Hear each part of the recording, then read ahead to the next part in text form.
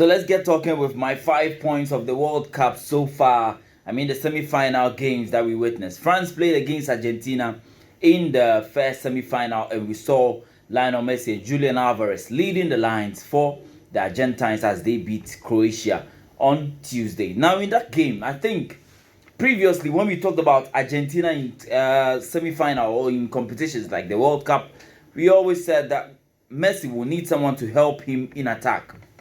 In 2014, where they played against Germany in the final, there were loads of chances that the Argentines could have buried. That was from Messi, passes from Messi as well as other players. Argentina has always needed a center forward, a striker, to bang in the goals, to be clinical for them. Argentina have had Aguero, they've had Higuain, they've had Rodrigo Palacios as well. All these players have been playing alongside Messi, but up front, they've not been clinical. But you look at the guy called Julian Alvarez, and you can clearly see that Argentina now has an attacker to help them. All the times that Argentina have been able to win the World Cup, they have always had a top star or a main man in the team and then supporting cast to help them win some of these games.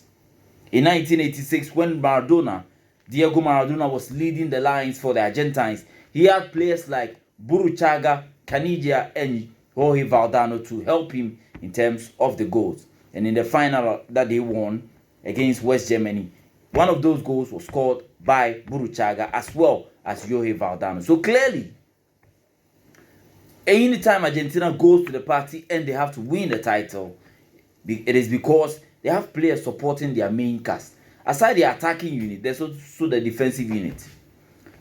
In the previous games that Argentina played against Australia, where they won by 2-1, they were defending in the latter stages.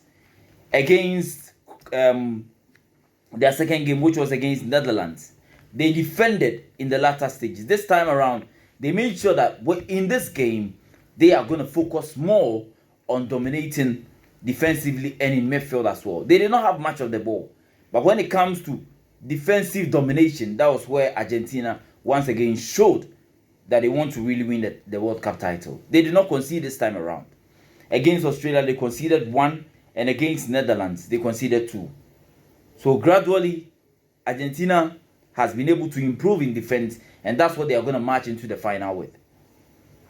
So for me in the Argentina team, it is Julian Alvarez helping Lionel Messi alongside the midfield generals in Enzo Fernandez, Leandro Paredes, Alexis McAllister, Rodrigo De Paul, all playing a huge part for the Argentines to get to the final.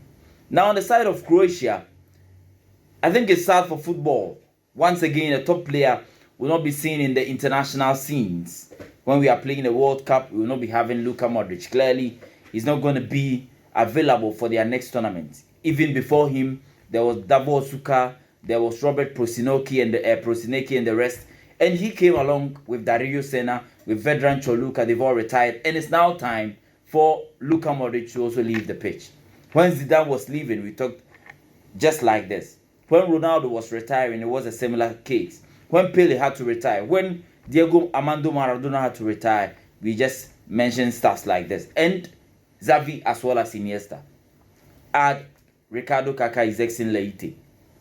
There are certain players, when they are leaving the scene, they get all the praise and people love them even when they are not playing for their team. For example, Luka Modric plays for Real Madrid, but I hardly see Barca fans criticizing his performance.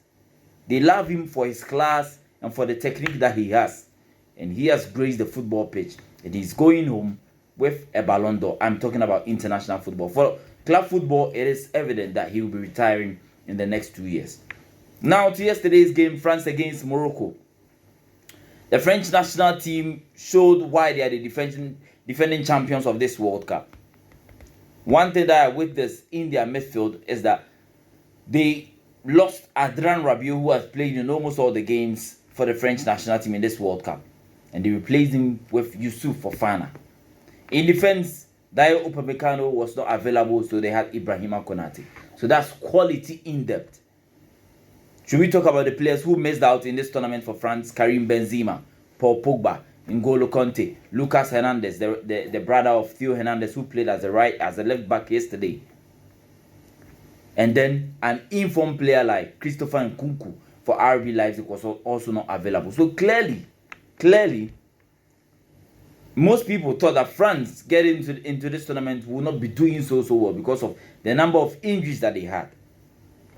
But they showed that quality comes from talent development. Quality comes from having your players play in top leagues in Europe.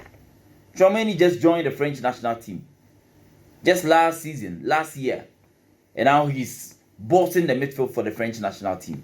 Yesterday, his performance was just stupendous. He played so well. In attack, Olivier Giroud is aging. Most people thought it was going to be Karim Benzema leading the attack for the French. And Olivier Giroud, with 5 goals in this competition, has proved that he's still got the quality. And another player that needs to be commended is Antoine Griezmann. Griezmann is that player that most people don't talk about when it comes to the French attack or the Atletico Madrid team that he plays. But anytime he plays right behind the striker, that is where you see Griezmann performing well. He was the live wire in the team yesterday for the French national team. So France are marching to the final. It's going to be a tough game between France and Argentina. Now Morocco, we will call it the Cinderella story. Yes, the dream is over, but they need to be commended as well. They've played so well in this tournament, and they have given Africa something to cheer of. Tournament na ekobo eni na Morocco for na ati Africa eni. Mo amode 8.1 million ko mu kogu mu woni ma se. Senegal ko no age title nti ono yen kan asem mo nyehwe. So how do we talk about you being a team that has helped in terms of Africa? No, you've done nothing because you exited in the group stage. Senegal qualified, Morocco qualified. And these two teams are better than our Ghana national team. It's a fact. Based on what we watch, based on the rankings by FIFA, your both national teams for Africa, Ghana mon count. Ghana, yen count. I mean, Canada, maybe America, in Ghana, Niana. So you have France and Argentina in the final of the FIFA World Cup. But Morocco needs to be commended. And that third place final, that will be coming on Saturday between Croatia and Morocco. I feel that the Moroccans will use that one to once again prove to the world that what they did was just not once in a million thing, once in a blue moon thing. It was emphatic performance, and they did it to qualify through from the round of 16 to the quarterfinals and then to the semi-finals. So Morocco with head coach Walid Regragui all need to be commended for their performance in the competition.